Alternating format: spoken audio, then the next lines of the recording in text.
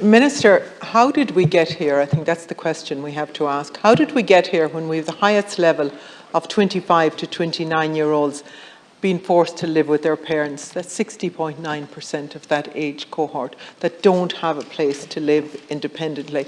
That is almost double that it was in 2023. I think that is absolutely shameful. Over 5,000 Leaving Cert students put nursing on the midwifery as their first preference in the CAO. So it's not that young people don't want to become nurses and midwives. It's the state that is failing to provide training. We have both the need and the demand for these course places. And that's why Sinn Féin would increase the places by 250 this year and continue to increase numbers until we reach 2,500 annual new entrants.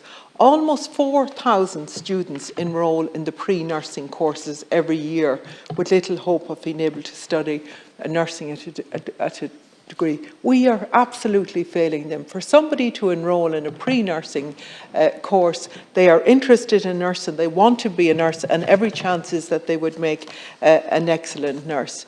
Yet we don't allow them the opportunities. Minister, I want to raise with you the issue as well of the lack of home care and the lack of home care workers.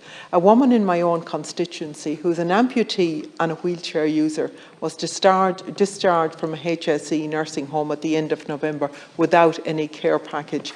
Only later was she informed that the home care package is agreed on paper and they have no one to cover her area. Since coming home, she has had 2 falls from the wheelchair, one at night when her wheelchair landed on top of her. Thankfully, she could use her panic alert. She is now back in hospital again.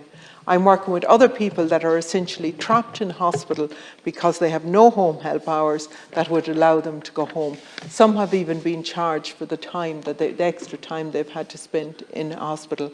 I know the staff and the home care units are going above and beyond, but the system is absolutely falling apart. And the reason why it's fallen apart is that we haven't planned, and we haven't planned labour-wise. And every little thing that's done at this point is done.